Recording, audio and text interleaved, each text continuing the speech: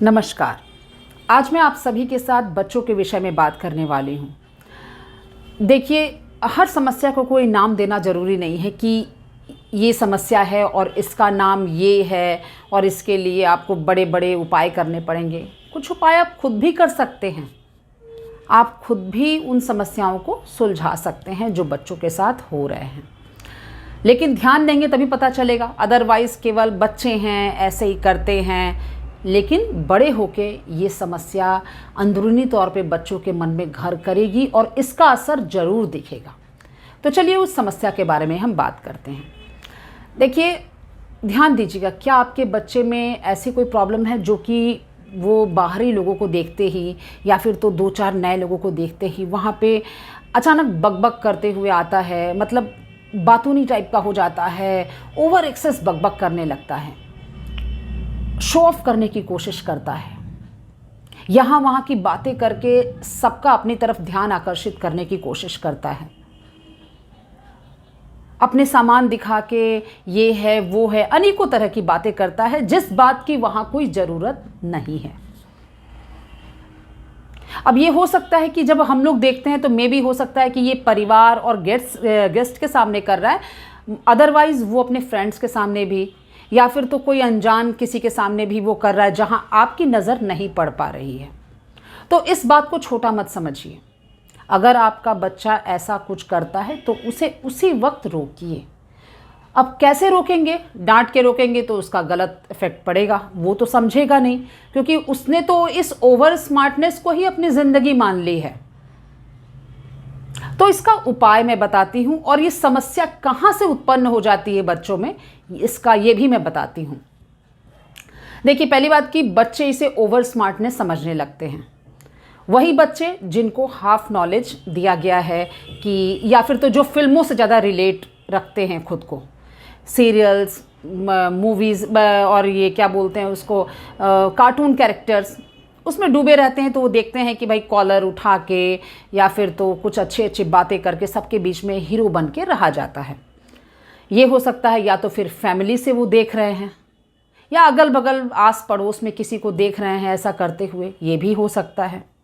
या तो माँ बाप अपने बोलने के टोन में कहीं न कहीं ऐसे एटीट्यूड का इस्तेमाल कर रहे हैं या परिवार वाले कर रहे हैं जिसको देखकर बच्चा ये सब सीख रहा है कि जितना शो ऑफ और जितना धाकड़ बन के रहेंगे बस ज़िंदगी उतने ही आसान है और वहीं हमारी इज्जत होगी। लेकिन ऐसा कुछ भी नहीं होता है। जो धरातल से जुड़ा हुआ नहीं होता है, जिसके पास सच्चाई नहीं होती है, चाहे वो बच्चा हो या बड़ा हो, उसको धड़ाम से गिरना ही पड़ता है। इस बात को जरूर ध्यान दीजिएगा। अब देखिए, जब पेरेंट्स इस बात को समझ जाते हैं कि भाई बच्चे में ये हैबिट है शो ऑफ करने की, तो एक डंडा उठाएंगे, ये क्या तरीका है, ऐसे कर रहे थे वैसे कर रहे थे। ऐसा कुछ मत करिए ना, ऐसा कुछ मत करिए। केवल आप खुद को थोड़ा रीड करिए। पहला काम तो ये करिए कि आप खुद को थोड़ा रीड करिए कि कहीं आपके बिहेवियर की वजह से बच्चे में ये परिवर्तन तो नहीं है, या फिर कोई आपके बोलने के ढंग से आपने किसी को समझाया हो ये बात, जाने अनजाने दोस्ती यारी में ही कहीं बच्चा मेरा वो सब देख के तो नहीं सीख रहा है, या फिर तो कहीं वो मूवीज़ या मतलब या फ़ोन का इस्तेमाल या टेलीविज़न में ऐसा कुछ तो नहीं देख रहा जहाँ से उसे गलत जानकारी मिल रही है। तो इस बात पे ध्यान दीजिए। और दूसरा एक काम करिए, सबसे इम्पॉर्टेंट काम, कि बच्चों को अपने साथ लेकर बैठिए, उनसे बात करिए, उन्हें अच्छी कहानियाँ सुनाइए।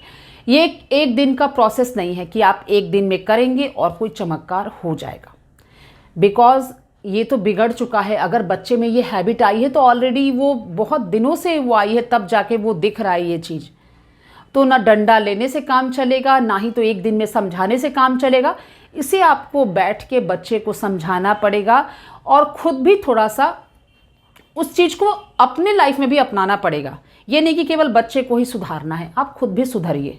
खुद भी थोड़ा ध्यान दीजिए आसपास के वातावरण पे कि कहीं आपका बिहेवियर या बच्चा तो नहीं घुल मिल रहा है।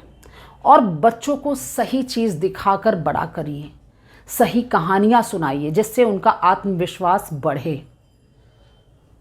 देखिए, एक और कारण है कि अगर बच्चा ऐसा करता है तो उसके मन में एक बात और भी ये साइकोलॉजिकली फैक्ट है कि बच्चे के मन में है कि मुझे कोई पूछता नहीं है, मुझे कोई वैल्यू नहीं देता।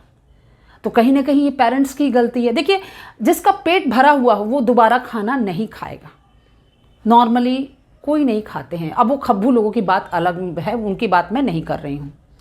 तो अगर बच्चे के पास उचित मान सम्मान उसे परिवार से या अपने पेरेंट्स से मिल रहा है तो किसी और के सामने वो शो ऑफ करने जाएगा ही नहीं, वो नहीं जाएगा। वही बच्चे ये सब काम करने जाते हैं या ऐसे खुद को बहुत मतलब ओवर स्मार्टनेस की दौर में दिखाते हैं, होता इससे कुछ नहीं है, लेकिन वही दिखाते हैं जिनका बेस कमज़ोर होता है, जो मानसिक तौर पर कमज़ोर होते हैं।